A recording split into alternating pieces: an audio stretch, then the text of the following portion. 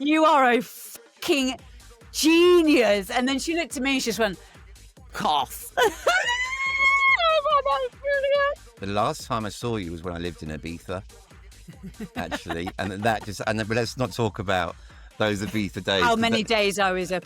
That time was so magical for me. I do really feel that Ibiza itself is a very magical place. And no matter what happened out there, we would always find fun and fun would find us. When I went into recovery from alcohol, I always said I would never, ever regret anything that I did. And I did actually turn into a bit of a kid, because of the booze, because you do, it has an effect on you.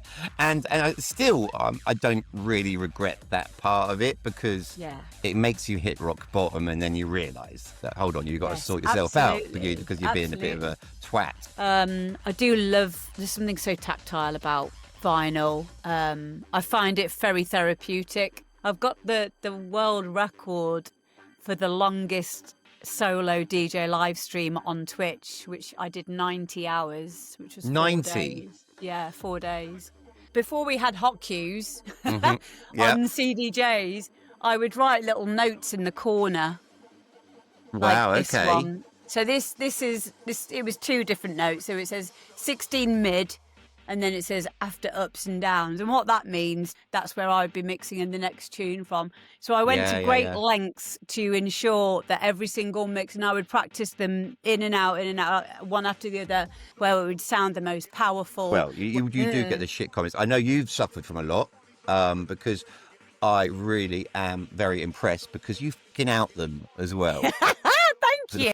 If you asked me this a few years ago, how does it feel being a female in a male orientation? I would have said to you, I've never had a problem, but I don't feel like that anymore. I do feel, and this is specific to online, people are forgetting they're talking to a human and about a human being. And they're also, a lot of them do not know what they are watching, what they're talking about. They believe that a woman DJ is a weaker opponent. If you're a female DJ and it is getting to you when someone says you're only getting gigs because you are out. Yeah. Why is that upsetting you? Yeah. Is it true? And if it's not true, you can disregard the comment. And also just by looking at that person and saying, just go on their profile picture and go, do I want to be like this person? And you probably would say, no.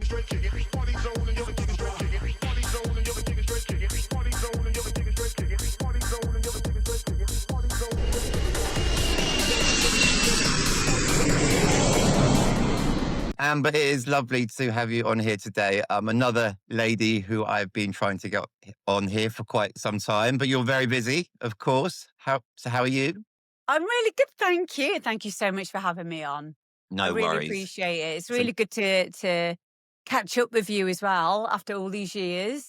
The last time I saw you was when I lived in Ibiza, actually. But let's not talk about those Ibiza days. How many days I was up at that point, and how hedonistic it was.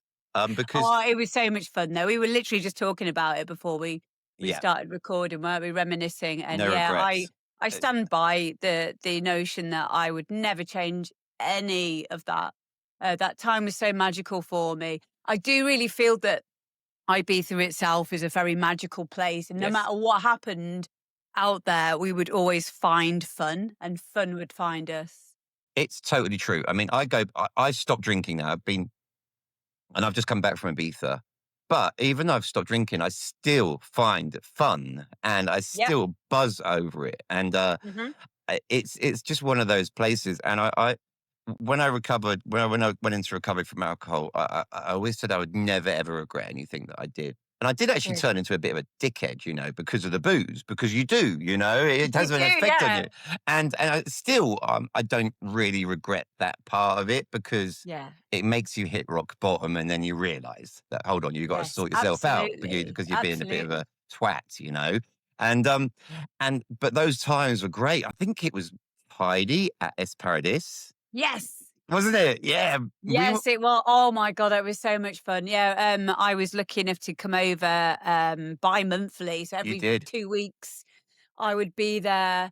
And yeah, they were just, the lineups were just amazing back then. And we did Eden. There was an Es Paradis one first, and then it moved to Eden for a while as well.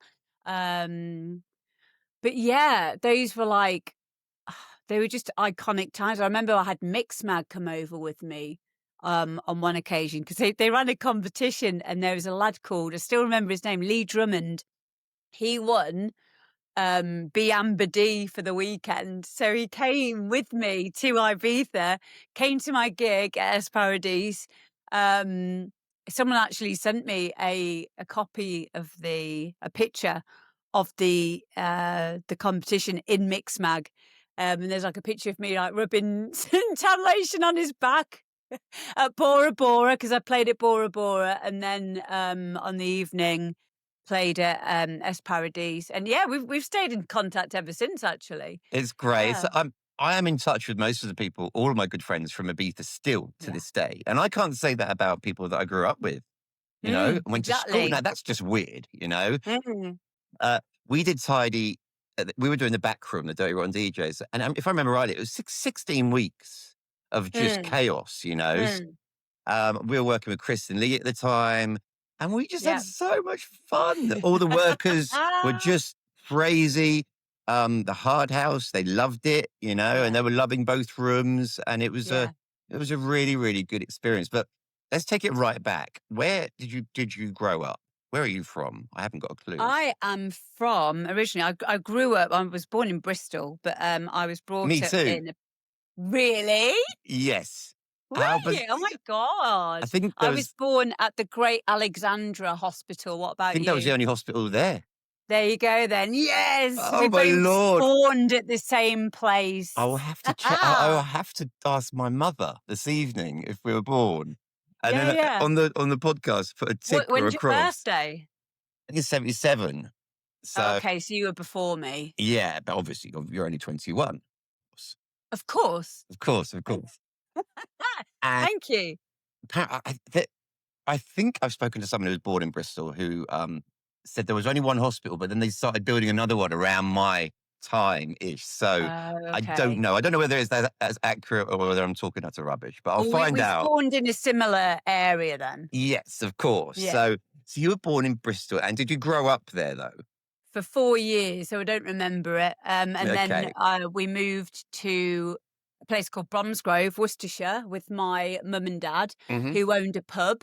Oh, did they? And I was brought up in a pub from 4 years old. It was one of the very last free house pubs, because they were all being bought by breweries. They were, weren't they? Yeah. So my mum owned that pub. My mum and dad split up when I was... we must have moved there when I was a little bit younger than that, because I think they split up when I was about 5.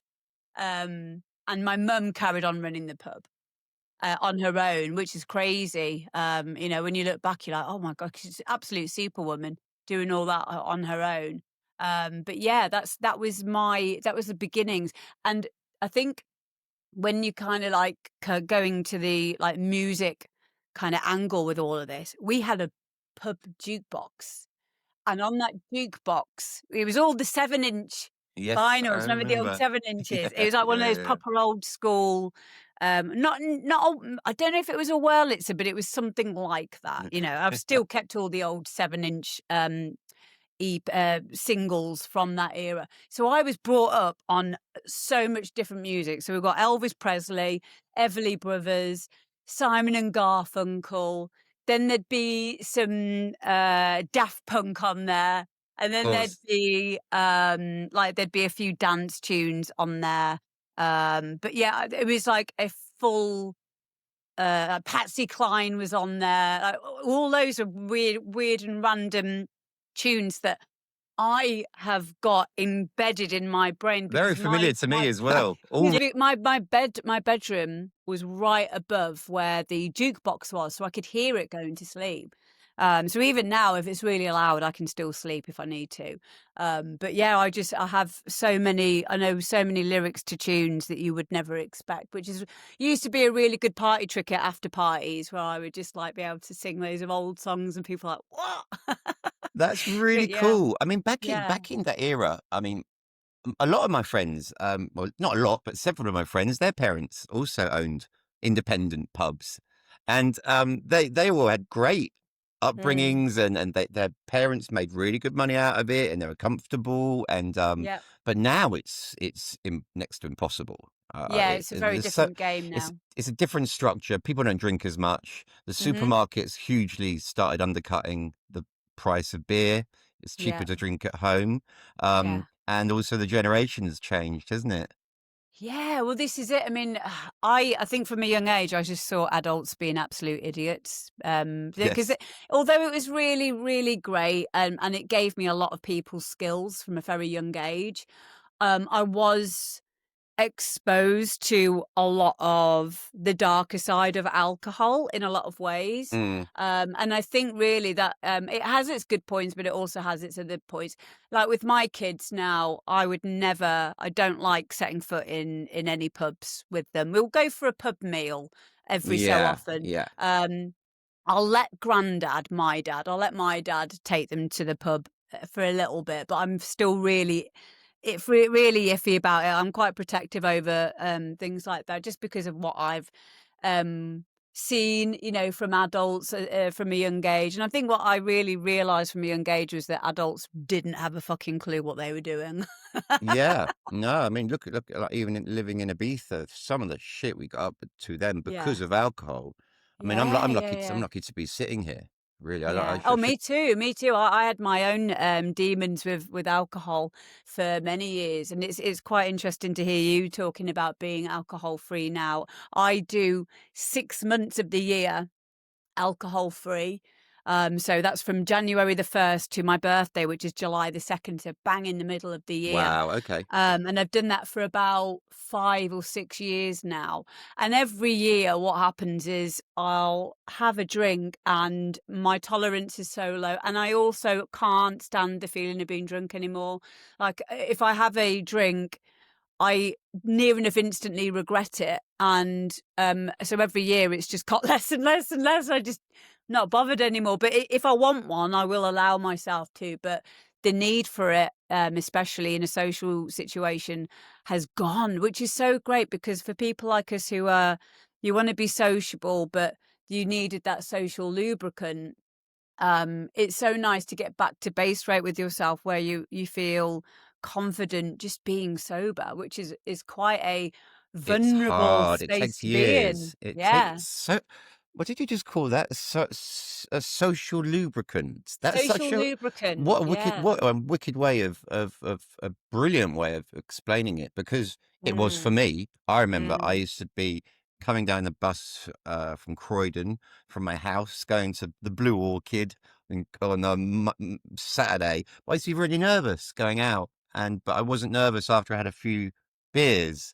And that's when I come out of Right. myself, you know? Yeah. And I suppose that was my social lubricant, which Hmm. then got worse and worse and worse. So Yeah. when obviously you had all of this different type of music through the pub, and do you remember this DJ thing? How did this DJ thing come across? How did you come across all that? So Were you a clubber first? just yeah, before that, my dad was like occasionally would see us when we were younger, like on weekends and stuff. And I was getting to an age where he was trying to find ways to find a connection, which I thought was really, really nice. And he started to buy me.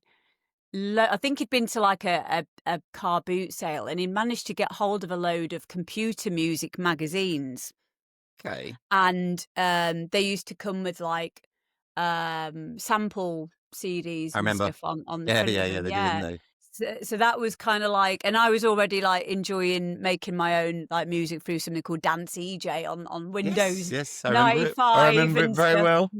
back in the day. And so I was like, oh yeah, cool. And then one day my dad came back with a Ministry of Sound album, and it was a green one. I can't remember. I just remember the very first track was deep, deep inside, deep, Yep. deep down inside. Oh, deep deep inside, deep, deep down inside. Oh. And I was like, I've got it on vinyl now. I can't remember the name of it. It's probably Deep Inside or something. Yeah. But that tune, I was like, what the hell is this music? This is amazing.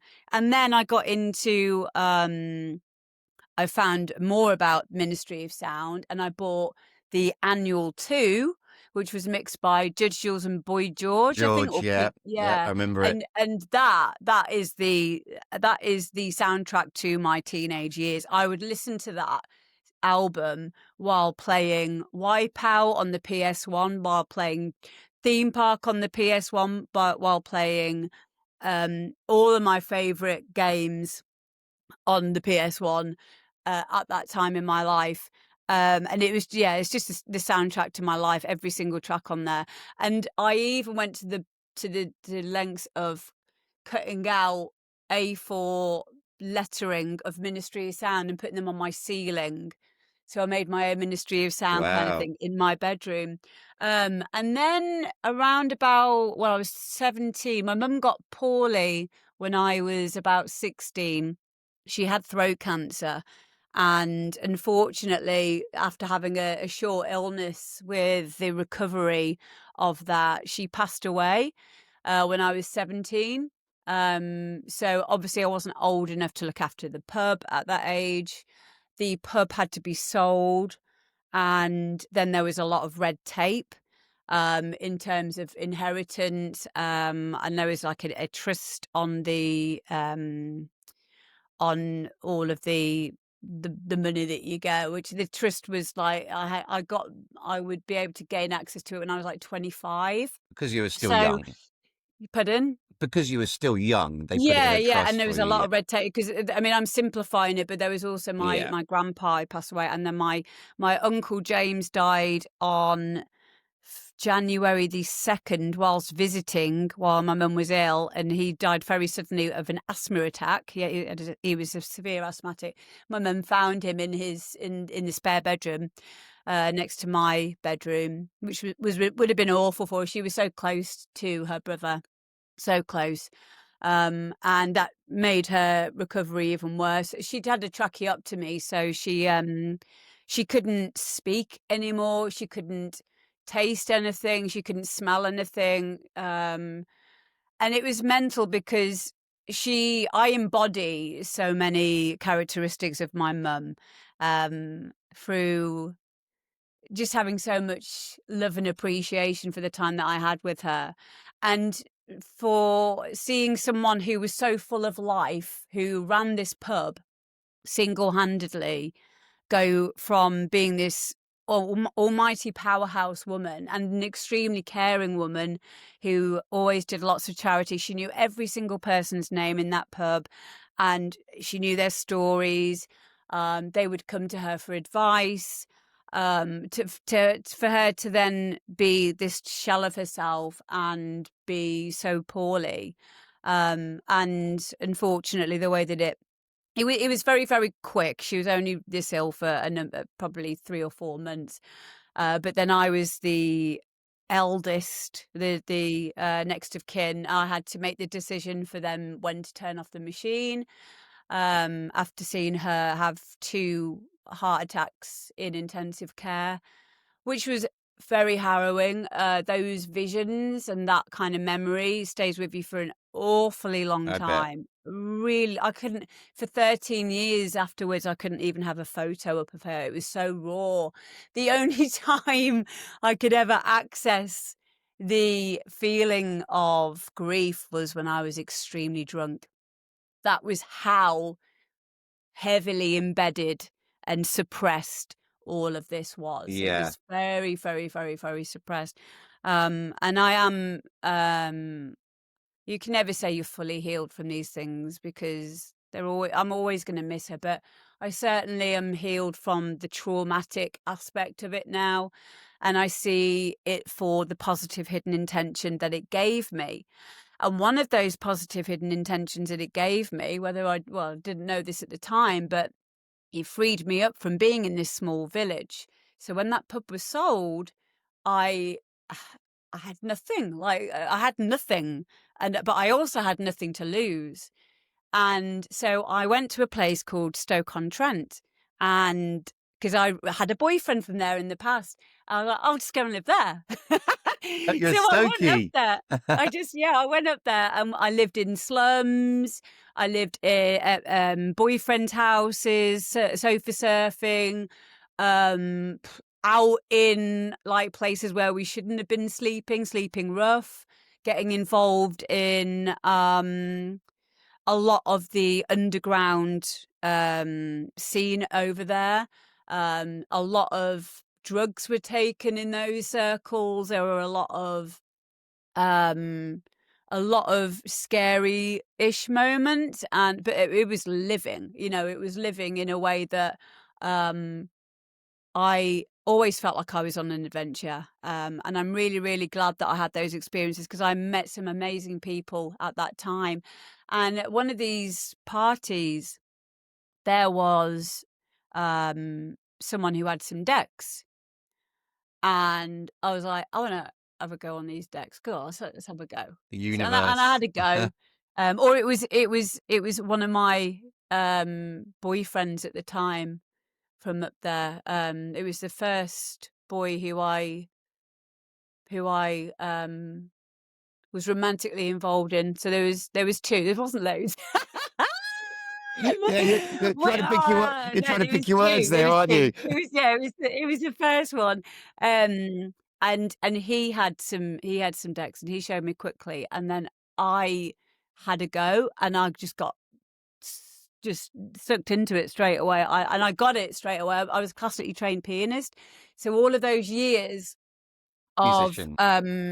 of learning 1 2 3 4 1 2 3 4, it You all knew it. made sense to me, and I locked into it, and I was like, oh, I like this, do it again. And then I would, at these after parties, I would play on their vinyl for hours and hours, because obviously everyone's on lots of drugs, so you would do it for hours and hours and hours and hours and hours and hours.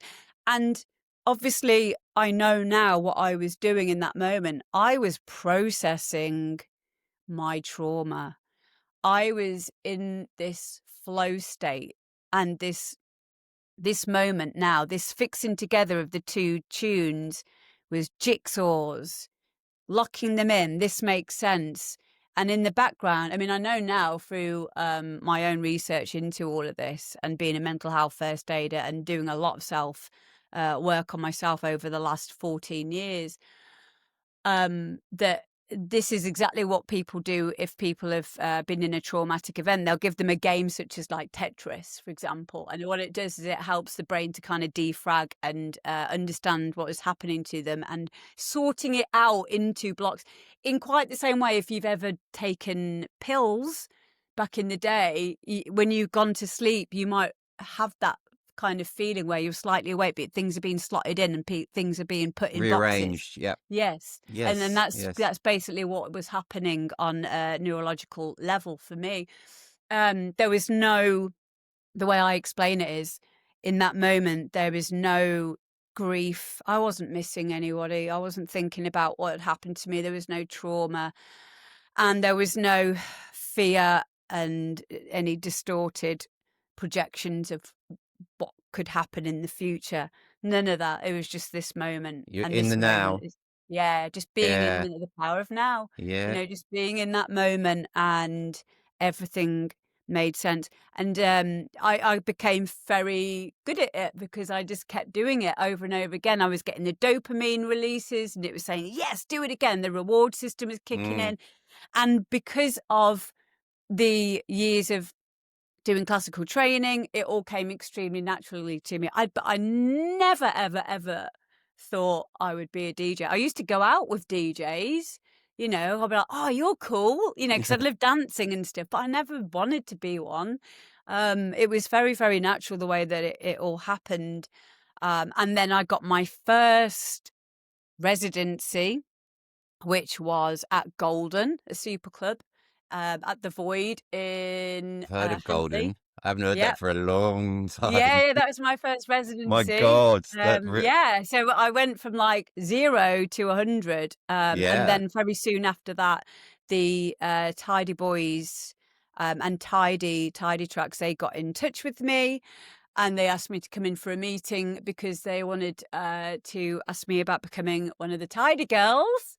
And I remember telling some of the people in my circles in Stoke, I was like, oh yeah, I've had a message off the Tidy boys. I've got to go in for a meeting to be a Tidy girl. They're like, she's lying, as if Amber's going to be asked to be a Tidy girl. And I was like, yeah.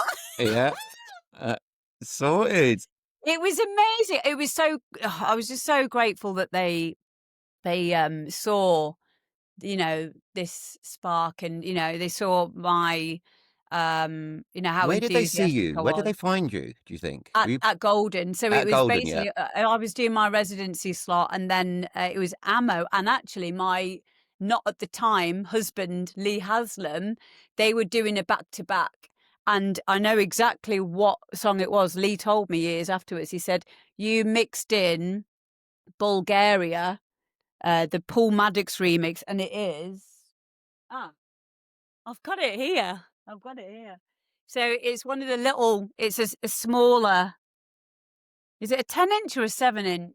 10-inch, I think. Yeah, They're 10 yeah. inches, aren't So they? they're Yeah, a bit yeah, yeah. smaller. And they are... It's apparently it's notoriously difficult to mix this tune.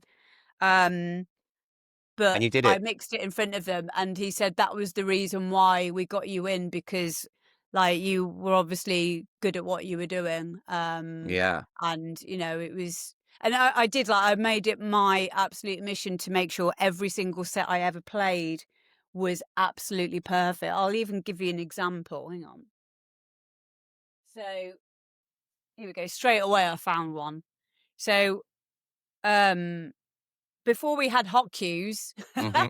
Yeah. on CDJs, I would write little notes in the corner, like Wow. this Okay. one. So this it was 2 different notes. So it says 16 mid, and then it says after ups and downs. And what that means to me When is when 16 you bring bars it after the in. Yeah. middle breakdown. That's where I'd be mixing in the next tune from. So I went to Yeah. great Yeah. lengths to ensure that every single mix, and I would practice them in and out, one after the other, find the perfect mixing points and the bass swap moments where it would sound the most powerful, where the vocals for both tunes would be doing the question and answer backs. And I think that level of involvement and consistency was what alerted them to say, we need to get her on our books. Because if I wasn't going with them, I'd already been asked by a big London agency, which is still going. They were going to sign me, but my friend James Cam, who owned Golden, he looked through the contract for me, and the contract was so thick. He said, if you sign this, you're going to be signing away your rights to that name forever. So if you stop being with them, you won't be able to Yeah. DJ Dodgy with that contracts. name. You'll have to there were some other clauses in there. He was like, no, that's too watertight. And then the one with Tidy was like, yeah, we'll sign you, do it for 10 years, see how we go. I was like, okay, Yeah. cool. Yeah. That's the best. I mean, I kind of think it's gone away a little bit now, but when I see people on social media signing contracts and going, yeah, just sign this, blah, blah, blah, I'm just like, I fucking hope you've read that properly. Yeah, you've got to read I it hope properly. you've had It's a really lawyer look important. at that, Yeah. or a music Yeah. lawyer, not just a lawyer, a Yeah, music lawyer. lawyer, and because there's a big fucking difference, isn't there? Yep. Yeah. Yeah, but this is what they prey on though, Dexter, that Yeah. they're just trying to, because I have this with a lot of my students these days. I literally had one 2 days ago, sent me some emails. He'd been sent a load of promises from an agency saying, oh yeah, if you just pay us X amount of money per month, we'll look after all your socials for you, we'll get you on these events and blah, blah, blah.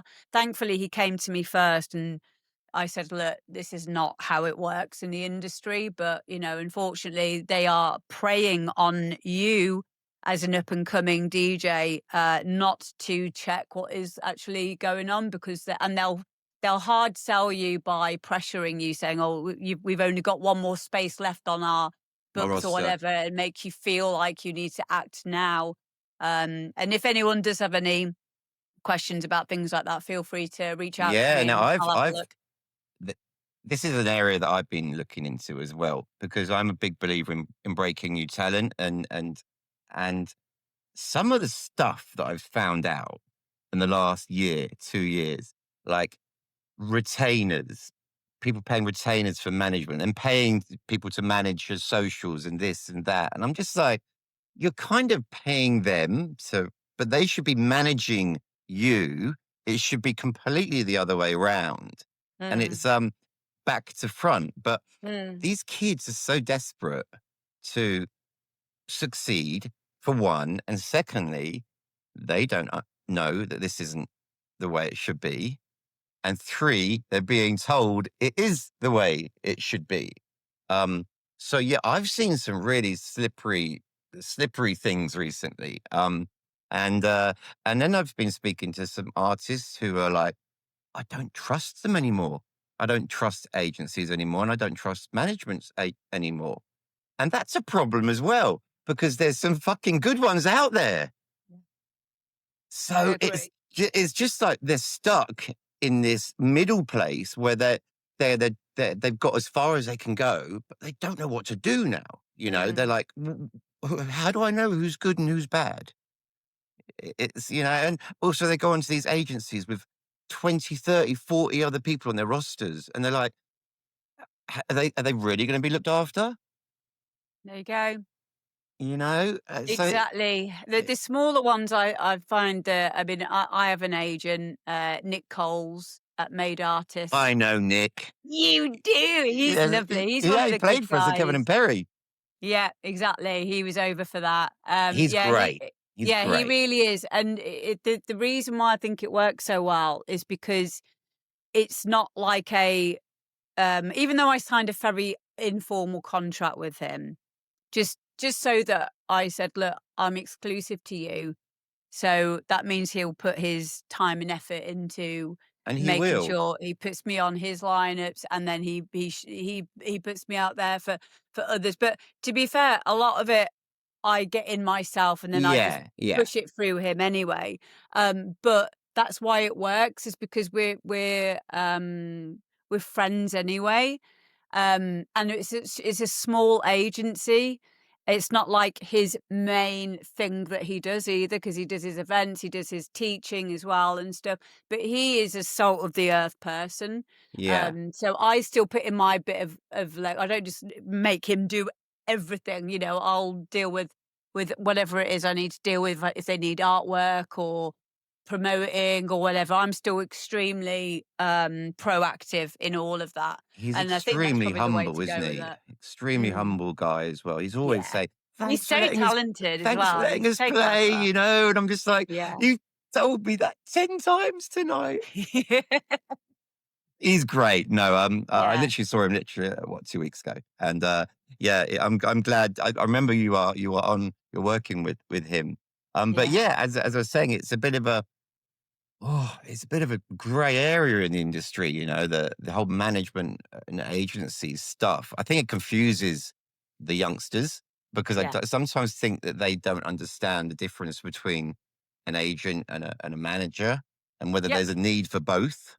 There isn't a need for either until you're actually at a point where you can't deal with the bookings yourself. In fact, I say to my students, it's good that you do deal with them Yes. yourself, Yes. because you need to understand how to ask for a certain amount of money and be okay with it, value your creative time. Because unfortunately, again, there's the whole, paying in exposure tokens kind of Oh, yeah. attitude. The And ones that pay the rent, yeah? yeah, that's the ones. Yeah. Yeah. Get drinks And tickets, yeah. I say to them that it's fine to do that in the beginning.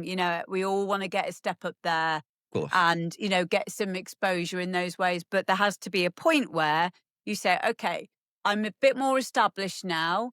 These promoters can see that I can hold a room. They can see that I'm worthy. Now I go back in there and I say, look, I've played for you a number of times now.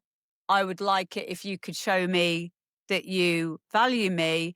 and we'll start off on a fee. I don't know what it would be. It could be starting on, I'd say anything between £50 and £200. Yeah. So they're getting some kind of monetary recognition for their time. A lot of people have to travel, or they'll Travel get a time, I was about to hotel say and all that, the yeah. rest of it. So it's barely covering, costs anyway. But it's getting them used to asking for money, because the thing is, it's only you who will be able to put that value on yourself. If you don't, the promoter's not going to do it for No. you. No one else is going to do it for you. And also, the weird concept in a psychological way is, if they pay for you, they'll actually feel like they're getting more value for money, and more. They'll invest more in you, and you as the DJ will invest more in that event. So you'll put the time in. You will turn up. Because a lot of people will think, "Oh, fuck it, I'm not even getting paid for this. I'm not even going to bother Yeah, doing it." yeah, yeah. So what happens when promoters do not pay the DJs is the whole standard of the entire night falls. Yeah. Yeah, and Unfortunately. obviously I work in the digital media world and work online with a lot of global artists down to my friends, helping my friends out, and I've taught them also to say no a lot of the Mm, time to things, you know. yeah. Just say no, I am not doing that, Yeah. because you could be focusing on other things, like producing tracks whilst you're wasting a weekend going away, losing money for a gig that's got 50 people there. Feeling Um, like shit afterwards. yeah, yeah, and there is that. That is, and so yeah, we're looking after a couple of people at the moment, and they're thriving because they're making the right choices. And I think that is so important now, because the industry is hard, and there is so many. Actually, do you know what? There's a lot of artists out there, but I don't think there's as many gigs anymore. Yeah, Is there? true. Because of the club nights. Where the club's Yeah. gone? Is there clubland anymore? Is It's there very many? different now. Yeah, I mean, it's when I was speaking with Judge Jules, I asked him very clearly, what is the difference between what has changed in clubland, and he just said it. That's it. The clubs have gone. They're not Mm. there anymore. I mean, I would say that most of the clubs I went to now are not open anymore. Yeah, Would you say the same. same I've thing? Yeah. noticed that.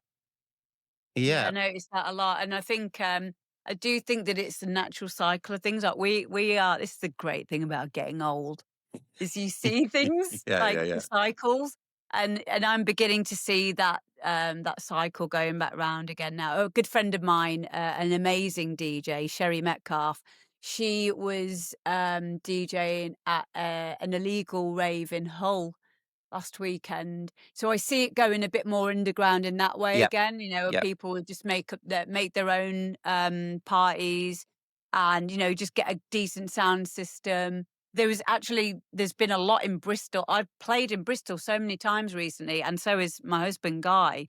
And the events are like, it's like a warehouse in the middle of on an industrial estate, big sound system. That's it. And just like a dark room Thank with God for a that. couple of flashy lights. Yeah, yeah, it's great. It's been A brilliant. proper It's all the night, not younger lot. It yeah. was really funny actually, because I was getting bored when Guy was playing, and I was like, "Oh, they're all really young, and they can see that I'm older." And I'm just having a dance behind Guy, like, "Ooh." And I put a little post on my Facebook. I was like, "I'm going to pretend." I said, "I'm getting bored. Shall I pretend I'm the police and just walk around doing this?" Because I look so out of place because I'm so fucking old. What drew you in that direction? Pardon?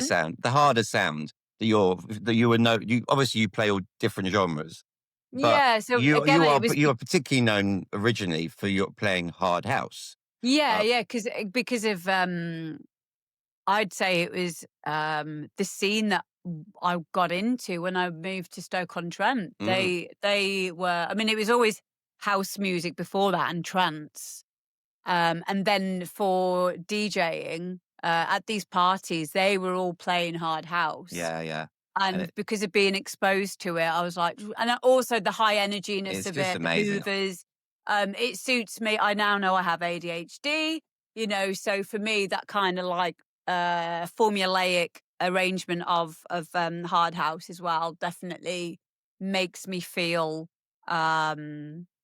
very alive and very energetic. And then of course the whole scene aspect of that, going to Sunday Central, going to Evolution, Sunday Central Evolution, going to Insomniacs. I was around it all the time. So we were just always listening to hard house. Yeah, I was It hard was, house myself. I yeah, loved it. Absolutely loved it. My friends were not too keen on it, but I got really drawn into it. And then yeah, it just evolved. And then I was still bang into it when I went to Ibiza. And when I got there, it was all trance. And I was like, yeah, huh?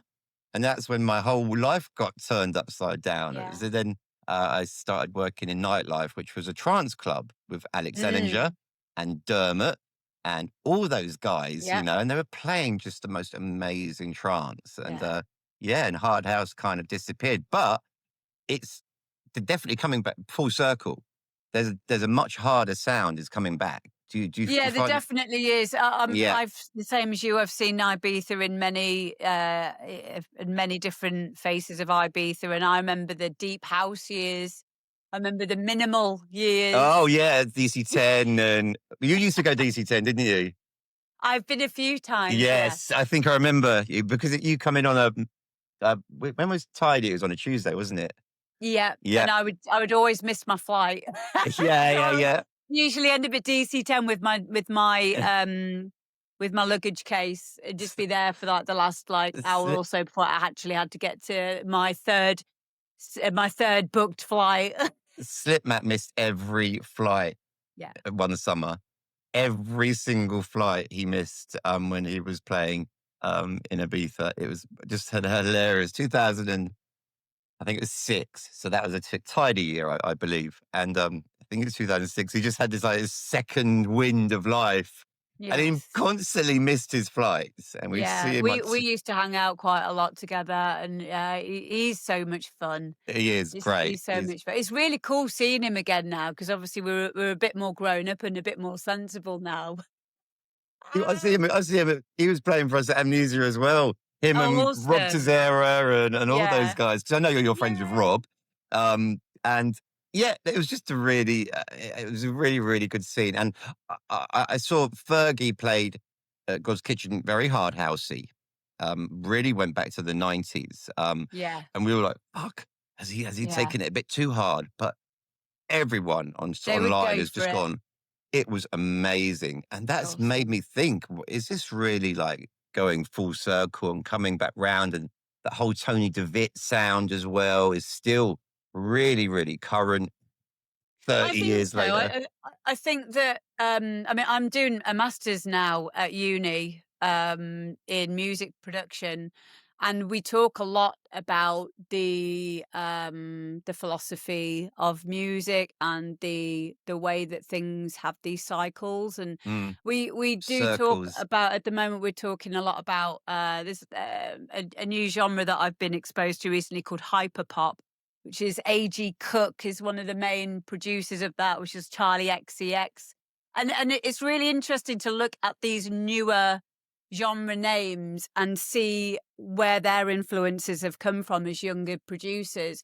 And you'll see a lot of the, in hyperpop, for example, it'll be very much happy hardcore vibes in there, pitched up vocals, that kind of thing. So they kind of, it's an old Alan Partridge quote. They've rebadged it, you fool. But that's what they do. They rebadge it. And I see that with the new style of hard house. I think it's fantastic that the younger generations who had parents who were brought up, of our age, maybe a little, in the 50s, and, their kids are in their 20s now, and they were exposed to all of that music. And now they are doing their own versions of hard house.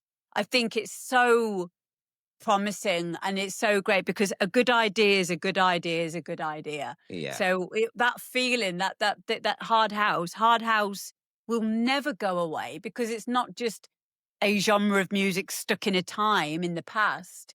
It has a whole feeling around it, has a whole scene, is energy, and it's just being brought back again in a slightly different package, but one that they have made, which is really, really important part of it. And a lot of people who are older generation are like, oh, the fucking and moaning about it, but what they don't understand is they need to have their own heroes. They have Hannah Lang, she represents for them, and Ben Helmsley and people they very much so. represent their era, their generation. They can be behind them and and relate to them. That's their era, and I think that it's wonderful. I think that this is the natural way of things. You're so correct, because the same thing's happening with trance and techno. A lot of the trance sounds being moved over to melodic techno,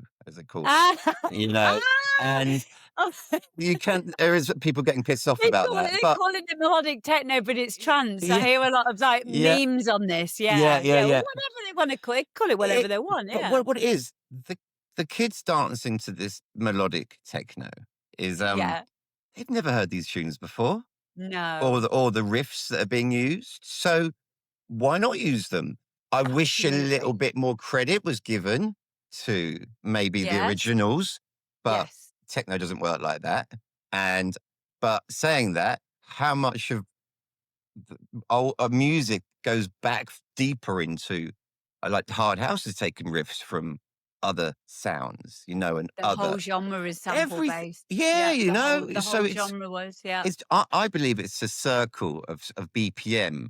It goes slower and it speeds up and up and up, and then it goes slower again, and it's just like ooh, and that's how I feel dance music works. It goes in it goes just really, really slow, like when it went down to minimal.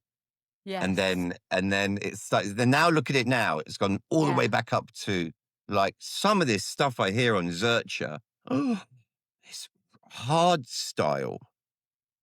Ben, oh no, it's his bloody name. There's the Gabba, the Terracore. Yeah. I play a bit of that sometimes. I see Lee Milio, Darren Styles. And Darren Styles and Kristen Lee I can never pronounce his surname. Well, he come to Zercher, and he was with Darren Styles, who he manages, and Darren's playing like really high BPM, and I'm like, Lee, you're gonna have a heart attack, mate. You're not getting any younger. I was only down there for a couple of hours, and he was like, he's been touring the world with him, playing this 100 million mile an hour BPM. But I tell you what, there's no phones in the air. These kids they're having it. They're proper dance with their flags, and they're really enjoying themselves. Yeah. But when you get to the more commercial events, it's all phones. It's all Instagram. So these kids are going there because they're loving this hard music. But I did warn Lee. I went, Lee, you gotta be careful here. It's just it was so fast, And he goes, can't wait to get home. Yeah, I think that the whole genre is genre bending now, isn't it? We're getting to a stage now where the lines are so blurred, and I think that it is the younger generations finding their own definitions and their own just their own expression, and finding. Because we have a lot more of the older music now. We didn't have it in the 90s. We were just starting. We had Kraftwerk and stuff in like the 70s. It was but we were like the first to start using these machines. We had the Akai samplers. Everything was very much all in very expensive studios. $5,000 minimum, for like just exactly. a sampler and a computer. It's accessible now, So we've got, again, doing my masters, we do a lot on how things have changed now, and they're called in-the-box producers or bedroom producers, where you can make music that sounds very, very high-end, just with a decent enough spec laptop, a DAW, and some plugins. And, in the same way that DJing itself has become more accessible. And because of that, you're going to get things changing quicker, and you're going to get the lines blurred as people are able to now do really good stem separation, for example, and mix ideas together. The internet exploded this as well. So you can find different genres, subgenres in very far off countries, and find an obscure artist and just start to get influenced by them, and then make and juxtaposition your own music with their influences, and then naturally that will spark off another type of music. And then Creativity we've has got, just gone, yeah, it's whereas really interesting to me. I'm all for it. And then we've got the whole AI side of it now as well, which is really pushing music in another very and I'm not. it's good and bad. Good and bad Yeah, about it. definitely good and bad. We're heavily involved in As long AI. as we can watermark, I think Yeah. AI productions as they get better. I think that's. But I really think that this will actually have an end result on people going back to artists who are real artists, and supporting an artist individually. And, as long as that artist is kind of like showing their process, on their social media and stuff, I think that's probably where things will go in the future. Yeah, this is one of my questions I always say for DJs, studio people in the studio about AI. I've got nothing. We use a hell of a lot of AI for all of our work, and Hmm. it's a tool. It's Yes, not a absolutely. replacement, and there's nothing wrong with using it as a tool to make something better. But if you're Hmm. turning the whole creative process over to AI, that's just downright cheating. And that's why YouTube have now made a step up saying anything that's full AI, obviously full AI on their channels is not going to be monetized. Good. And I think there has to be some control over music as well. And I suppose the likes of Beatport and all of these download channels are having, I mean, the uptick in uploads must be insane. But now, Can't even imagine. Yeah, you're in the right. last 2 years, can you imagine? It's probably gone from Yeah. 100,000 a month to 300,000 a month, Yeah. and it's all Easily. shit. Well, a Easily. lot of shit out there. Excuse my Yeah. language, but it's really difficult because do you find when you go through Beatport, it's difficult to find good music, or you must get Um, it's sent a very lot? samey. Yeah, It's very that's the samey. word Yeah, I had in my it's head. very cookie cutter template. Kind of. It all sounds very, very similar, and I think that's a symptom of a lot of artists are DJs first, and they have been convinced that they also need to produce, and then they'll buy templates, and put out music, which sounds very, very similar to other types of music. I think at the end of the day, I wouldn't say to anyone not to do anything. People can do what they want, but yeah, I think it can be difficult to find something authentic in a Yeah, way. yeah, But it's the problem I have is obviously with AI. I don't think that my because we have to define what we mean by AI first of all. So there are certain plugins which use algorithms, which is fine. You can use those kinds of things to make your mixes better, to find problem frequencies in a mix using an EQ plugin like Pro Q3, which uses algorithms and AI to a degree. But the way that I say it is, if you haven't made this yourself, if you haven't programmed in and made your riff, if you're just using a prompt yeah. and you're asking a computer and you're putting in a prompt and it's spurting out a track for you, I don't see that as being artistic. I see an art to it, because you've got to work out the best prompt in order, in the same way that you would if you want to ask AI to do an image of something.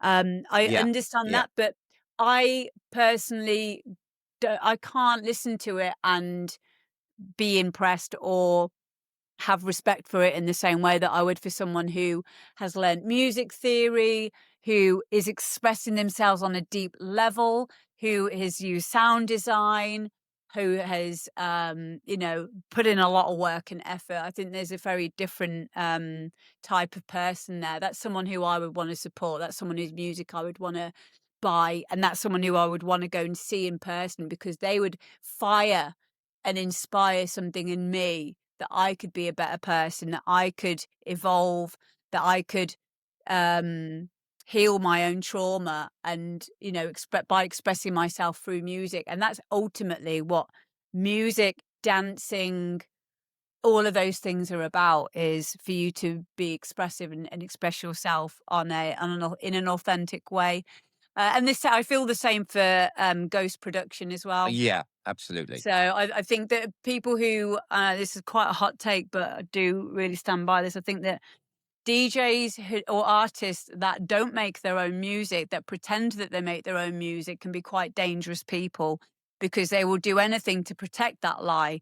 And it's the reason why I find it quite sad as well is because it's very, very easy to know, because all you need to do is sit in a room and have a conversation with them and ask them, what effects change do you have on your Leeds bus or whatever, and they won't be able to tell you. You'd ask them very simple things about music production, and you'll know very quickly, oh, you don't know what you're talking about. It's fine to use engineers. That's Absolutely. different. Absolutely. Fine to use engineers, but when people are buying a track online, pretending it's their own, it's bullshit, and it is, and absolutely. it's Totally a with you. lie. It's inauthentic.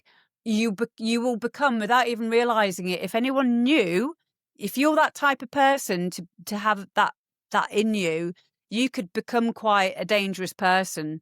You could end up wanting to protect that lie and doing things, to protect that lie and hurt other people's careers. I've seen it happen myself. My husband actually was very, very poorly after completely, what's the word? Burnout from ghost producing for a certain person. And all of that creative energy was just sapped out of him, and it took him a number of years for him to recover from that. He even got sectioned. It was really bad, really bad. But yeah, I do feel quite strongly that just don't fucking lie. If you're going to use an engineer, just use an engineer. do that, and Everyone's that's used great. an engineer. I used to use engineers, and the great Yeah. thing about using engineers is it keeps the standard high. Yes. There you go. Tony DeVito would not have existed. His music wouldn't have existed if it wasn't for being in with an engineer. All of his own ideas. Yes. Simon Parks. I've spoken to him a few times. He was the engineer, but Yeah. Simon will tell you himself, he wouldn't be able to do those tunes if Tony was not in the room.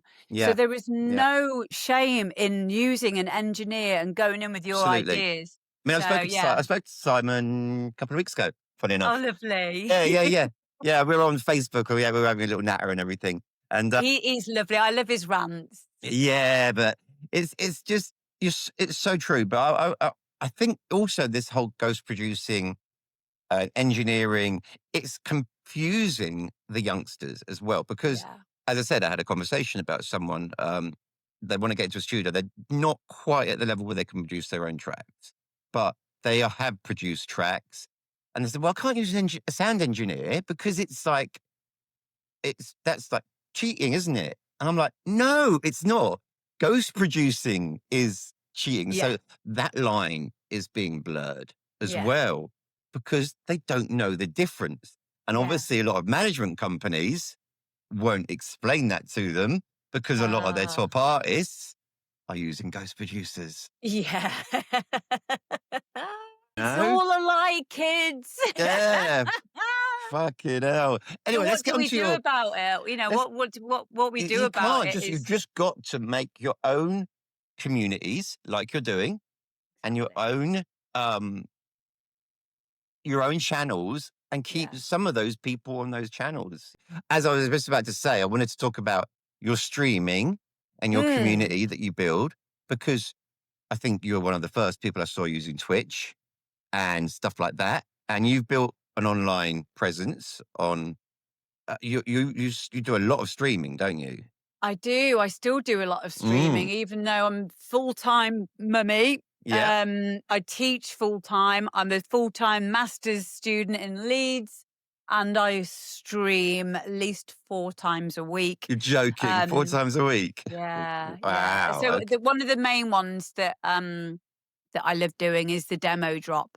So the demo drop is on a Tuesday, and we listen to new artists' music that they're making. They might have just started learning how to produce, or they might be, maybe a few years down the road, or they might even have been years producing, but not really got much in terms of people listening and followers. So I make a massive fuss over them. We've had so many success stories with it, with people who are so fucking talented, but they might not necessarily be good at marketing themselves, which they usually aren't. We see this story over and over again. So It's I will make half a of song it, and a yeah. dance It's about them. really difficult. So, yeah, it's a really, really, really good. It's also very good for them to get used to how to send their music to record labels. So with me, they'll tend to make a lot of the mistakes, like they'll send a file in, but the file won't have their artist name or any metadata on it. So I go through that with them and I say, look, if this person at this label downloaded this track, they're not going to be able to know that it's yours. And they're certainly not going to be bothered to find out whose it is once they've downloaded it to their computer. So you've got to make it easy for them. And that, like other things like expirable WeTransfer links, don't send those, because the person, the A&R person at the record label might not get to your email for months. And then by Busy, then the yeah. link's gone. They're not going to follow it up. So it's all of these little mistakes that they could be making and not getting any replies. And then they're like, well, why isn't anyone replying to me? It might actually not be because they don't like your music. It might be because you're not prepared.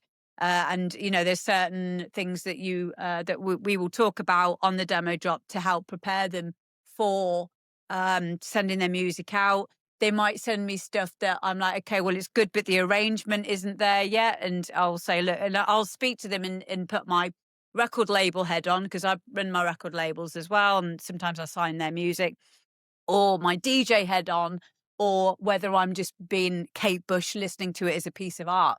And all of those hats, all 3 of them I'll give different feedback for each of those things.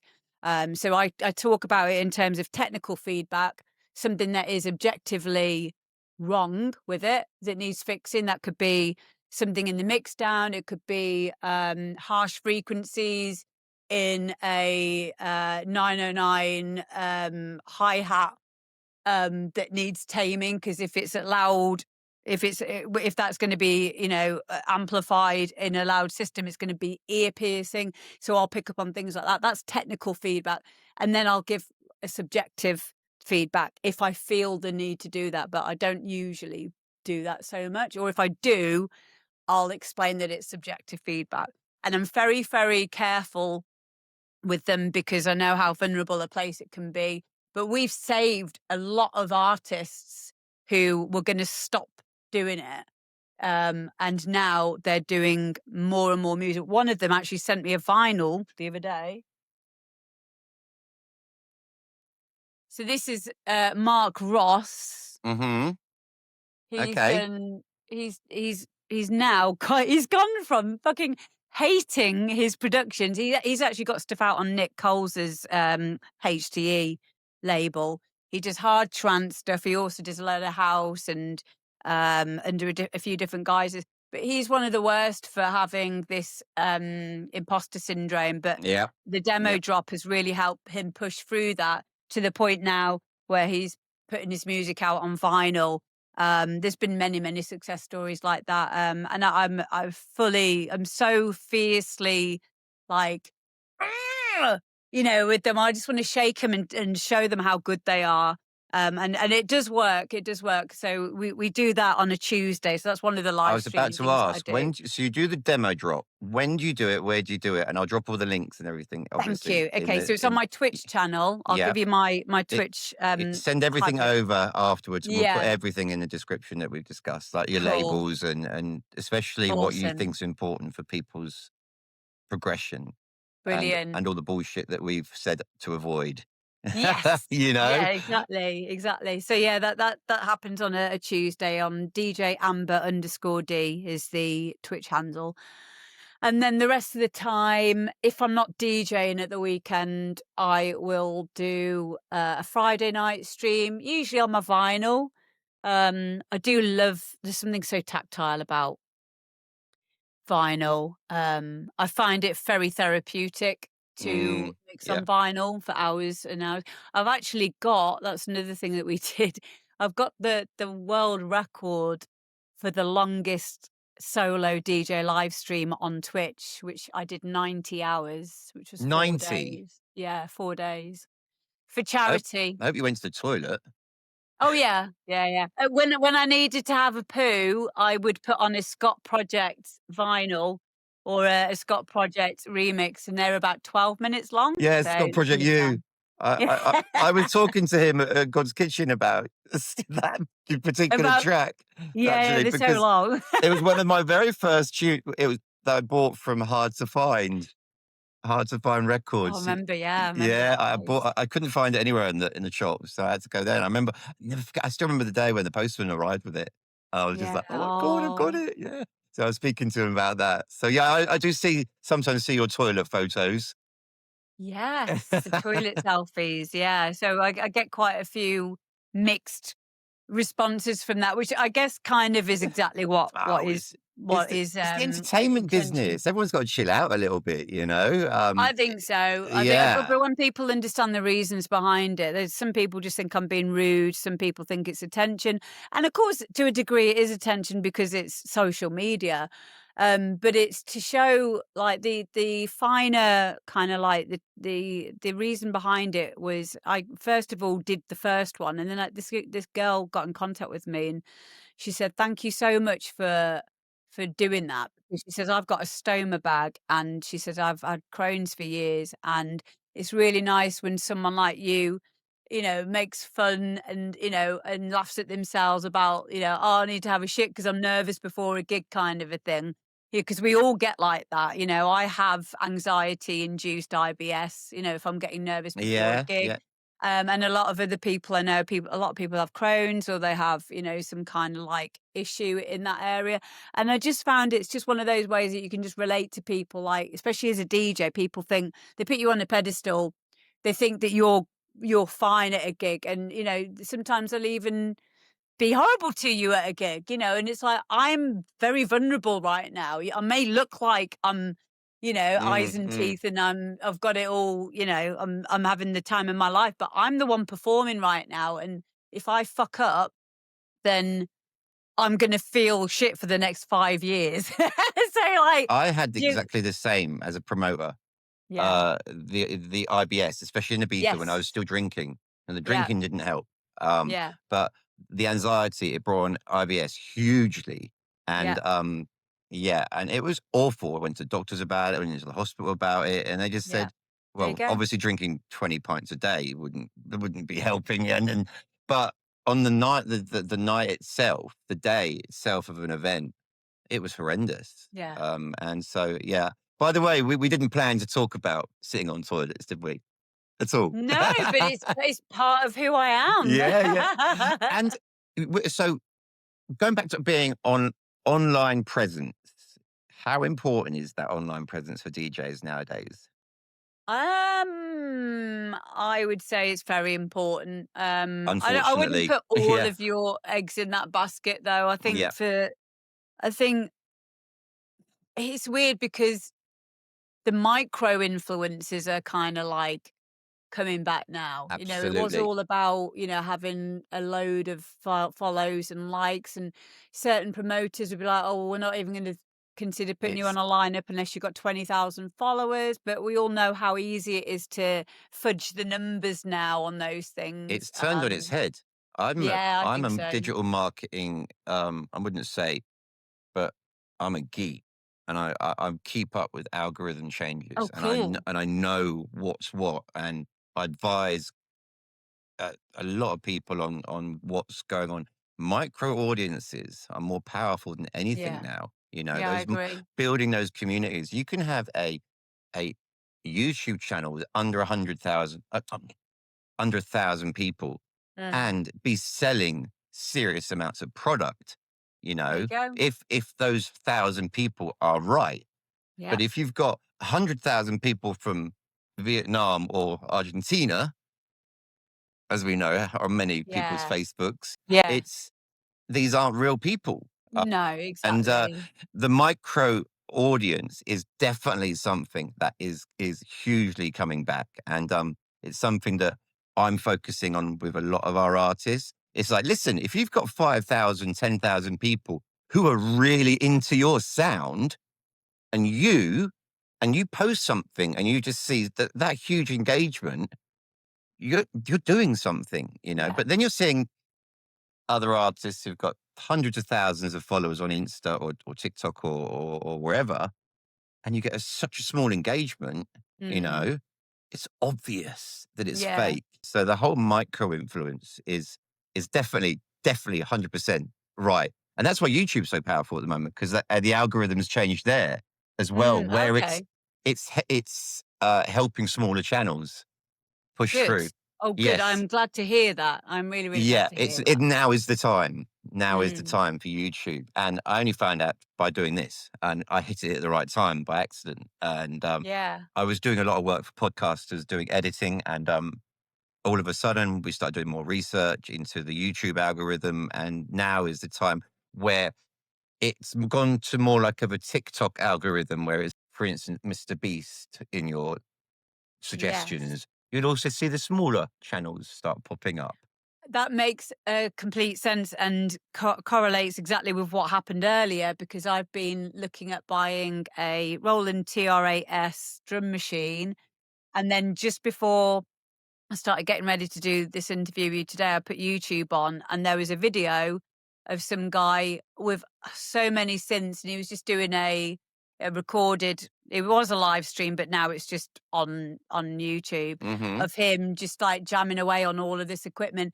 And then I literally looked in the corner at how many subscribers he's got. I've Small. subscribed to 457 Yeah. subscribers. I was like, Yeah, awesome! yeah, Like yeah. This that's is never how happened before. So you're the right, algorithm yeah. has changed. It has Yeah, changed, awesome. and That's it's brilliant. brilliant. It's a brilliant time to focus on YouTube.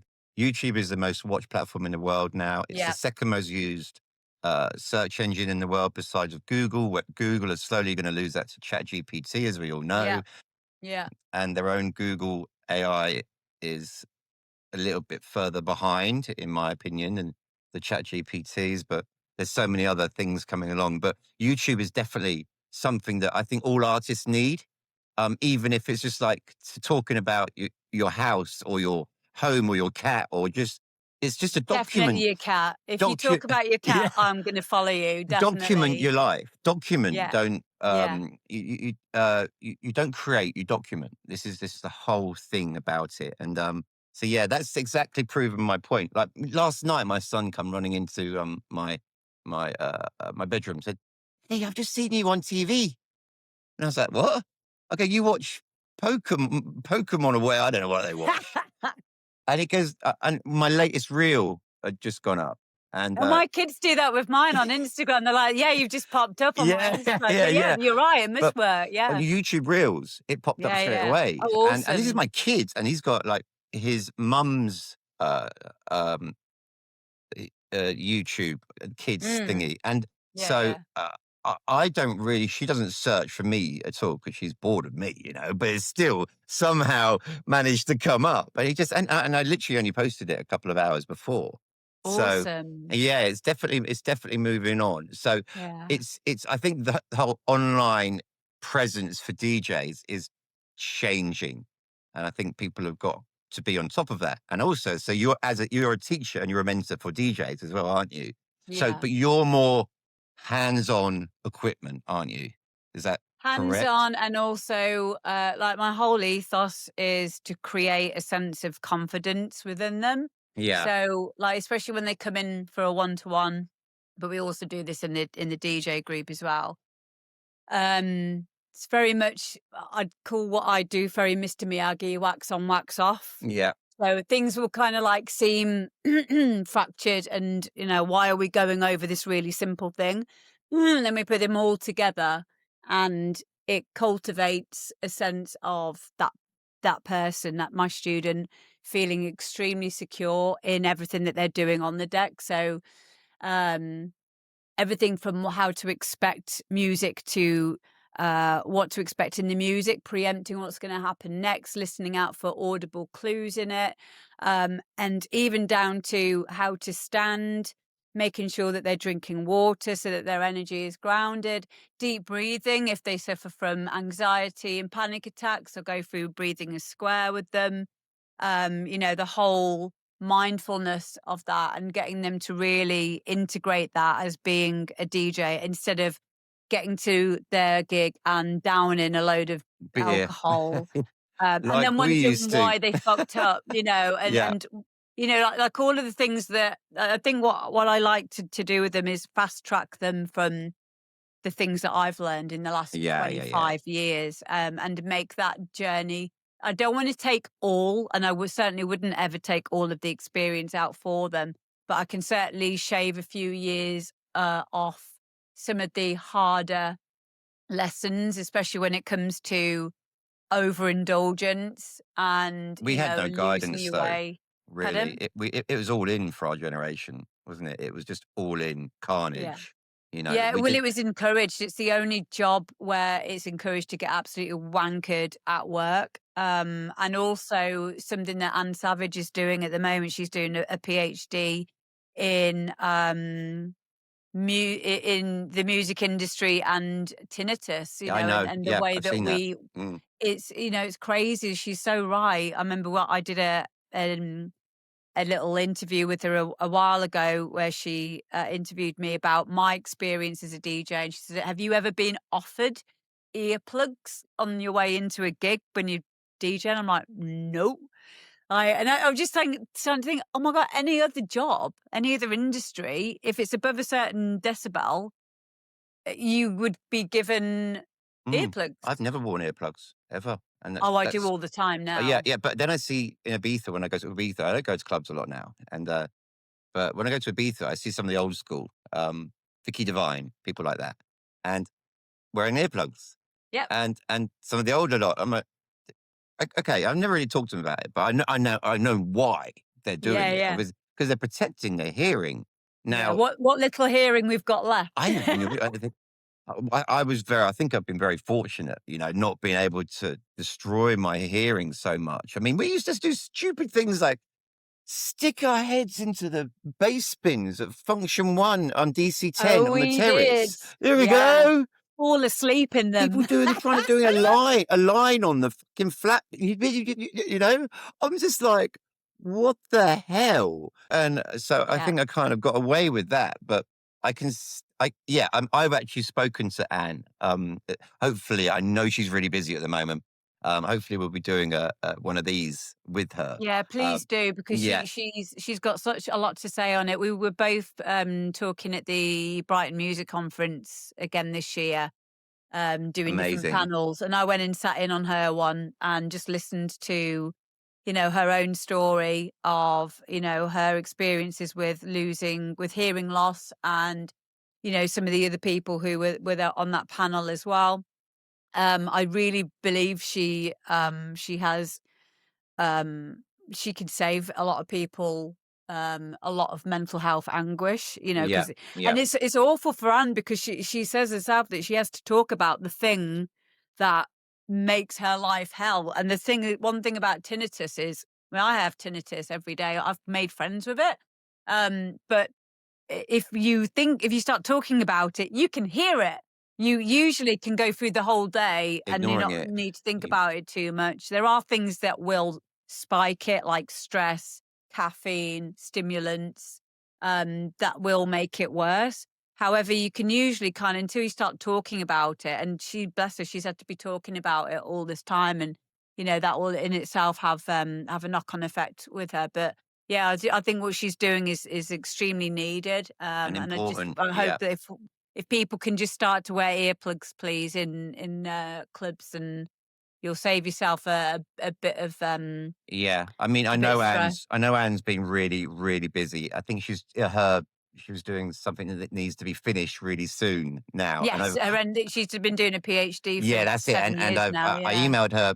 We were talking on email before I left for Ibiza, and I'm kind of not chasing it on purpose because I know she's really busy, and I'll get to Anne when the time is right. Because Once yeah, she's done this, yeah, she yeah, will yeah, be ready to talk about. I think it would be really good to talk to her about it once she's handed it all in and she's ready. And absolutely. And she does a yeah, motocross as well, and she I does. know. She's just amazing, I isn't know, she? but all of you are She's doing so brave. so much. You're doing so much stuff. She's doing so much stuff. Lisa Lashes is doing so much stuff, especially with the school and everything. And Yeah. it's just every time I speak to you guys, especially a lot of the girls as well, are just like steaming ahead with so many different projects, which is amazing. And Keeping us out of trouble. That's what it is. yeah, that's You it. get it all together, we'll be a fucking nightmare again. I know this is it. But we had a lot of fun. Yeah, exactly, exactly. I mean, this is what I've now come back from Ibiza, and I don't want to be getting into that situation where I'm working too much because last year was just Yeah. too heavy, and I'm just like trying to pick where I'm going to go now and what I'm going to do and who I'm going to be working with, and because Yeah. you can get addicted to the work, you know. I feel like I'm like that. I can't have a Mm. day. I try and make myself have a day off one day a week, usually maybe a Wednesday, but I always end up either doing film editing, like doing little shorts and stuff for social media, or I'll be teaching someone for a few hours. Because it doesn't seem like work when you're doing something that you But it truly is, believe in. yeah, It's it's a different. passion, but it Yeah. is work, and I try and take Mondays off because Nice. Mondays in the music business, it's pointless getting in touch with anyone. Mondays, I'm up at 5 a.m. now Eh, for uni. I have to get in the car for 7 ooh, a.m. and get to uni to get oh, to Leeds. And it's rush hour. I'm oh, not you're at used to Leeds rush hour. Uni. Yeah. I'm in Leeds Conservatoire, so I go from Okay. Doncaster to Leeds. But I didn't want to just do it online. I love going in. I have a lot of obviously I'm the oldest in the class, but they're all lovely. They're most of them are from China. The other people on my course with me, and yeah, I've been having a great, again, really wonderful conversations with people, and they're opening me up to music that I'd never heard of before, especially in terms of like anime music. Yeah, There's like huge. guy called Joe something or other. What's his name? Joe Hisashi. So I've Mhm. been learning about him and been playing a lot of his music. So again, I get influenced then by Yeah, yeah, yeah. a lot of it's piano music as well. And I play Genshin Impact, which is my favorite game on the Xbox. So when I do have a little bit of spare time, I'll be playing kind of anime games as well. So I like listening to those styles, and I know that then filters into my own music, my own counter melodies, progressions, things that I probably wouldn't have done if I'd have just been listening to hard house all day. Yeah, I yeah, yeah. listen to so much different music. So yeah, it's So do you teach awesome. production as well? I do, You do, yes. and this is all online. Yeah, well, M sometimes it's online, sometimes it's in person. I think. if they're local, they can come Yeah, to but you, yeah. I will do it, online. I have, someone who was in, America, someone who's in, the Gulf, I think, or Okay. somewhere. Yeah, there's, It doesn't matter now, does it? With it being it's really internet? weird. It doesn't matter where Yeah. people are, like, and it's great for me because obviously, well, my main income is teaching now. That's and I am Wow, classed okay. now as a music teacher. That's my main job. And then when DJing gigs come in, I can pick and choose which ones I do. And I certainly won't do them for less than I feel is necessary to get me out the house. 'Cause I love being at home.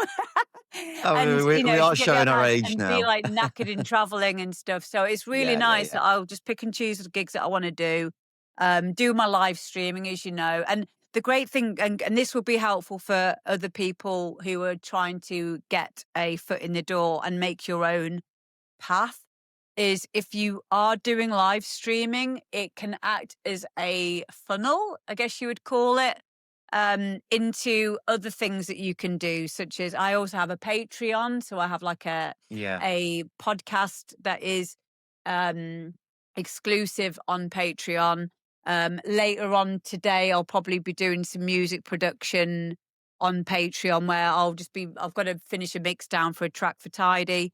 So I'll be doing that on my Patreon in the background so people can just see what I'm doing. But I think doing live streaming can help people to know who you are as a DJ and an artist. You can play your own music on there. It's You can authentic. show the personality, which again, going back to what we were saying about micro influencing, if you can be yourself and be authentic and just be like share your stupid jokes, you know, be that, but they'll want to turn up for you. They'll want to Yeah, yeah, yeah. support you. And So don't worry about yeah, getting on camera as well. Just do it. Just do just it. do it. Just Yeah, do it I and was a do bit it. like that. But I hate cameras, photos, everything, but I've dealt with so much content over the years, and there you go. I've read so much, so many times. Just fucking do it. You know, like Yeah. Gary V, Gary. Yeah, Yes, he's he is just great. like, just do it 10 times. You'll be all right by the Yeah. 10th time. Just fucking Yeah. do Yeah. it. It's all about content. Post 10 times a day. See what works. You know, Yeah, see what sticks. Yeah, and you got to be okay with looking stupid and sucking at something for a while as well. Like you and have there's to be shit okay with comments that. as well. You do get Mm. the shit comments. I know you've suffered from a lot, because I really am very impressed because you fucking out them as well. Thank To the you. fuckers, you know? Thank you for And I saying said that. that to another young lady yesterday, that I'm really proud that you do that, because Yeah. there is some. I spoke to a journalist 2 days ago, and they were saying some of the misogynistic shit they have seen in the last few years is just unbelievable, you know? I'm really surprised. I mean, if you asked me this a few years ago, and if you asked me the question, I know this was actually one of your questions. How does it feel being like a female in Yeah, a male orientation? I would have said to you, I've never had a problem. I've always felt like I've been fully accepted and stuff, but yeah, I don't feel like that anymore. I do feel, and this is specific to online. There's yes, yes, definitely a part of um I think this is because people feel so fragmented. There's a lot of mental health issues out there. People are forgetting they're talking to a human and about a human being. And they're also, a lot of them do not know what the fuck they are watching, what they're talking about. And they will just say, they're venting oh, their own angers and their own insecurities, and it happens to they be are. that they believe that a woman DJ is a weaker opponent, Yeah, our whereas tits get in the way. little Our did they know vaginas little are did the they know problem. they were fucking learning how to mix on vinyl 20, 30 years ago in a fucking squat somewhere, you know? Do you know what? I'm sadistic in the way that I love being underestimated. I have been underestimated simply for being myself for as long as I can remember. And I know a part of that is because I am a very open person and very expressive, especially when I'd go out on the sesh. You know, Yeah, yeah, people would yeah. assume that that would mean that I was um, a loose, unsafe person, but it couldn't be further than the truth. I was just very, very comfortable in who I am and my expression. But that's always been a superpower to me, has been being underestimated and being assumed. Things that have been assumed about me, and the greatest way to combat that is to just be the best you can. And I certainly know that I wouldn't have pushed myself in as many areas if I was already accepted. So I definitely can say thank you to people who've bullied me. I was bullied senseless as a kid. I didn't have very many friends. It was bad to the point that I had psoriasis all over my body as as Reaction a to it. reaction. Yeah, It was yeah. really, really, really bad. Very, very badly bullied. Just for being different. You know, I was a bit of a geek. And boys liked hanging out with me because I was good at computer games and playing pool, and I used to go fishing. So a lot of my You friends lived in a were pub. lads. Yeah, Yeah. exactly. This is it. But Yeah. they didn't like it, and so I got bullied for that as well. But um, I I do think that being underestimated as a woman, don't like separate the online stuff. Like, and if you are having issues with, I can't speak for everyone. So there are some women who do feel extremely victimized for it, by it, and I really, really, my heart goes out to them because you can feel like that, but it won't get any better. You know, you have to, if that is getting to you, you might just be in the wrong job. If you are feeling that you are, if it's affecting your mental health, you can't censor the world. You have to either full on like have your witty retorts, make fun of it, or understand why this is getting to you. So I've done a hell of a lot of inner work over the years. I've done ayahuasca many times. I've sat with my thoughts. I've asked myself, what am I, many, many times, Yeah. and Yeah. have dealt with a lot of my beliefs about myself that I have been sold by other people. And I worked on myself on a very deep level. And any time that anyone's ever said anything that triggered me, I say thank you to that, not to that person directly, but I go, why is that upset me? And it could be something like talking about people on universal credit. I was on universal credit a number of years ago for a while until I got myself on my feet. I could get upset at someone mentioning that and be triggered by it and defensive about it, but I wouldn't be because I know that it's okay to have help in that way. And like other people could like say something about single mums or mums on benefits or Mm. being a female DJ, whatever it is. Like if you're a female DJ and it is getting to you when someone says, um, you're only getting gigs because your tits are out. Yeah. Yeah. Yeah. Why is that upsetting you? Yeah. Is it true? And if it's not true, you can disregard the comment. And also, just by looking at that person and saying, just go on their profile picture and go, do I want to be like this person? Yeah. Yeah. Do I respect this person? Do I want what this person has?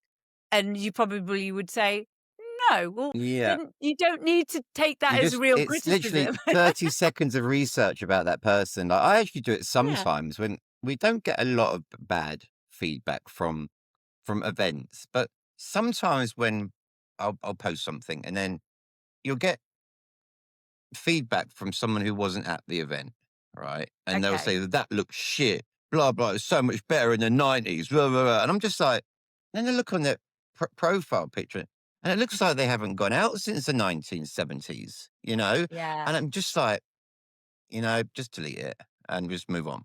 That's it. That's all I do. Yeah. But I know you're quite hardcore with some of them, and do you fucking I deserve move it? on most of the time, Dexter. Like Yeah. if I responded to every single one of them, there'd be no content of me actually doing shit in the studio or Is it DJing. that bad? Yeah. Is Is it? do you know what? I don't think it is bad. I'd say on a ratio because the problem is with human psychology is we are absolutely wired to seek out negativity, and that's because our brains are no different than they were in caveman times. So you would have to seek out the negativity. It was a survival tactic.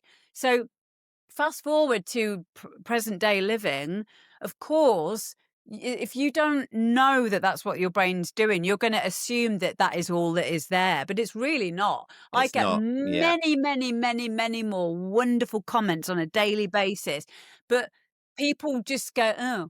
But I look at them and I'm like, yes, I bank those. I'm like, yes, that's amazing. Someone says something cool. Or I will go out there and even in the street, if I see someone with cool hair, I'll go, hey, your hair's really cool. And I'm ready to be really weirdo. They never do. They go, oh, thank you. And you've just made someone's day.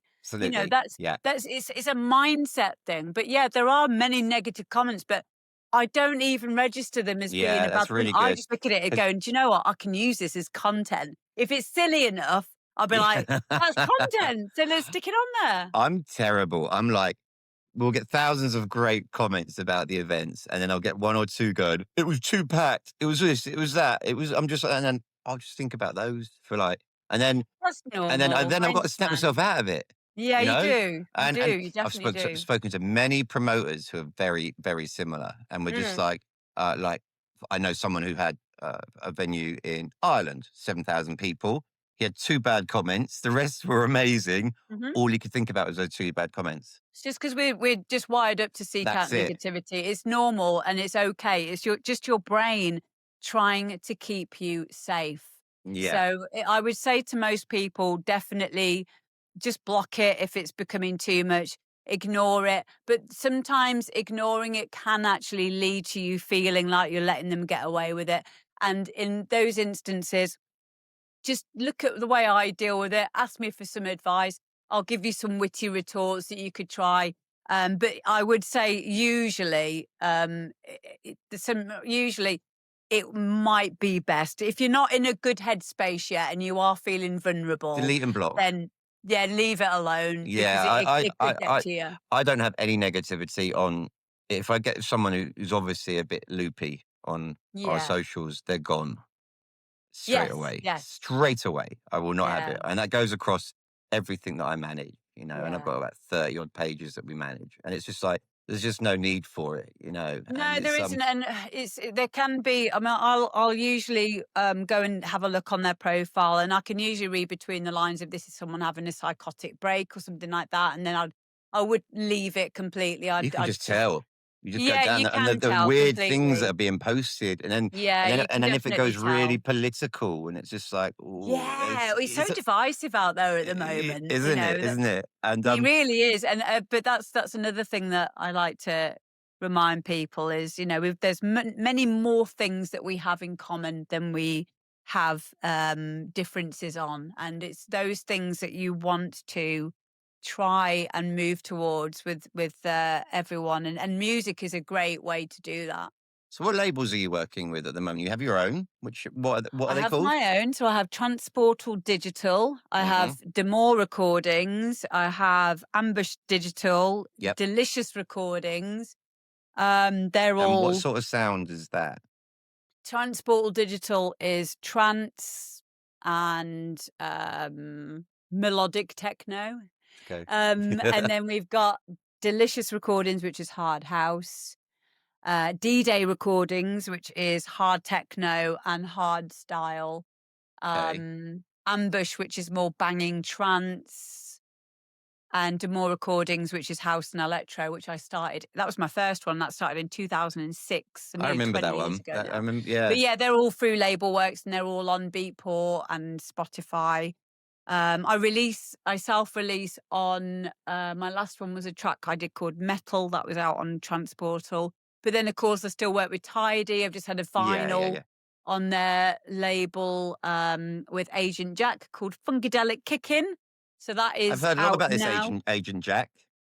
Pardon? I've heard a lot about this Agent Jack. Oh, he's amazing. Yes. He's so talented. I play pretty much, I'd say a good 65% of my set will be Agent Jack engineered music. Wow, okay. Yeah, or okay. Paul Norris engineered music under one of his guises or stuff that he's engineered for other people. He's just amazing. Okay, he's no, great. I've heard that name a few times over the last couple of months, which is weird. Yeah, he's great. So I've had you for an hour and a half. Oh which my is God, crazy! that went I quick. know. We've been chatting away. Let's a final couple of questions. So, what's one of the weirdest or funniest things that's ever happened to you whilst you've been playing? So the thing that comes to mind straight away would be at a gig pretty recently within the last 5 years. I was doing a vinyl gig and this woman was in front of me and she was trying to pass me her bag or something. And then I was like, well, it's like, I think she was wankered, right? So I think she thought I was the cloakroom. And I was like, what is she doing? What is she doing? And then the next thing I know, she comes round into the DJ box, and I'm just like, all right. And she just looked at me and just was like, ugh. And I was like, okay. And I just carried on. I was like, because I'm so sadistic in my mind that I'm like, I just want to see where this goes. Didn't get angry. Wasn't bothered about it. I've got 2 kids, so I can mix on vinyl and be like held on. Go, no. It will not distract me. I'll be fine. So I'm just carrying on minding my own business. The next thing that happens is this other woman who's the other side of the decks passes over this bag to the woman who's now my side. She leant over. She's a bigger lady, quite well endowed, shall we say. She leant over and she leant on the vinyl, and then it slowed down and then stopped. And I was just like, all right. And she just, and then like she just slowly lifted up off it, and it couldn't have been timed better. It was in the drop and it was coming to the crescendo. It was in the breakdown leading into the crescendo into the drop. And as she came back up and her boob let go of the record, it went, doon, doon, doon, doon. And I just looked at her and I went, you are a fucking genius. And then she looked at me and she just went, fuck off.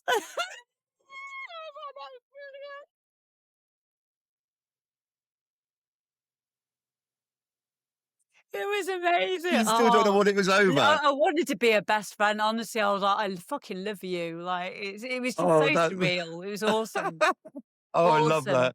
Yeah. And do you actually know the reason why she was in the DJ booth? I honestly think that she thought it was a cloakroom. Yeah, she was out of it. She was just like...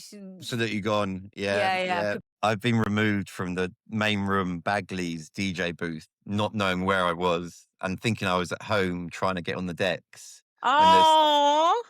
When someone was playing and it was peak time. Wow. Yeah, I was that badly gone. And I was just like, you better leave now. Was that just drinking? Oh, no. This was other stuff. This is I thought I was at home and I thought I was going to go for a mix on vinyl. Yeah. And I think it was in the aerial days of Bagley's, and that wasn't one of my finest moments. Babe, we've all been there. Don't worry about it. I think I got this vision of coming round and I'm like, sitting on these speaker wires for the monitors, just like, where the fuck am I? But apparently I'd got up there and tried to move the other DJ aside, the headliner, and tried to on my own set of decks. Oh, that's amazing. So yes, it is possible. Maybe maybe she was a relative of mine. Maybe. Okay. Yeah. And final question. What would be your one more tune of the night to close out the night, if it's possible? I know it's a very difficult question for a DJ. Today it's going to be, because it would change on a daily basis. Good. But there are a few that always come into my mind. The tune that's in my head right now to say would be Depeche Mode, Enjoy the Silence. Lovely. Yeah. Oh, lovely. I'm so happy when a DJ just snaps out a track. I get some that just go into full meltdown. Yeah, I have many of them. But I talk about this all the time on my live streams, so it's not a shock. I just have a cycle of Of course. Which one? Sometimes it would be I've got a brand new combine harvester by the Wurzels. Yeah, that is one of the ones that was on the jukebox at the pub. So sometimes it's that. Sometimes it would be Enjoy the Silence, Depeche Mode, because that reminds me of my mum. I remember listening to that song in the car on the way to, like, if we were going on holiday, when you'd be driving really early in the morning. I just remember that song being on quite a lot as a child. So, yeah, I got a lot of happy memories to that tune. Because also, do you find yourself playing a lot of the final sets of the nights now? Because a lot of people don't take those slots, or the crowds don't last as long these days till 6 a.m. The clubs used to be rocking till 6 a.m. They did, yeah. But now they thin out very early. Or there's a lot of daytime. Yeah, the daytime events are great. I'm a big fan of the daytime events. That's because we're older. I know, innit? It's great. It's great because more people seem to come out. You don't need to worry about feeling like shit the next day. You can keep in your routine.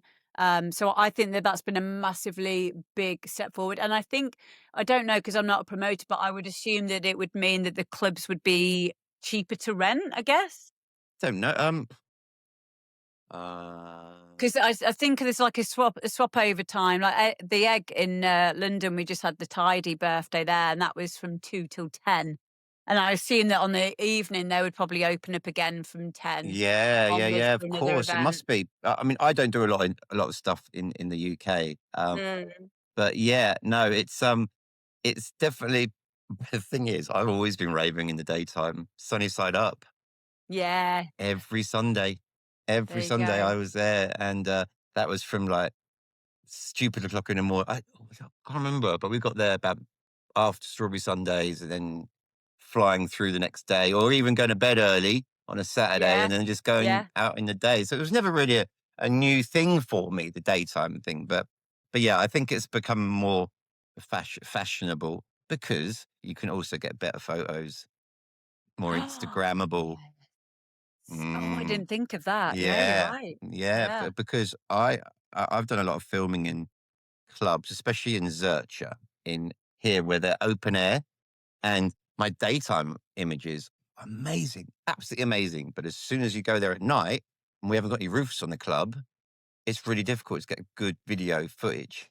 And Yeah, especially if your camera doesn't have a big sensor and all the yeah, rest of because it. there's no Yeah. roof. But obviously, like we've got our professionals in Ibiza, like Mark de Groot and Hattie Scanlon, who are just incredible eyes, and they can just Yeah. bring everything to life. You know, but they're professionals. But I personally think that a lot of the movement towards the day events is purely because of Instagram as well. Wow. I never Think of even thought of that. Yeah, that makes a mm, lot of sense. yeah. So on that note, I will end this.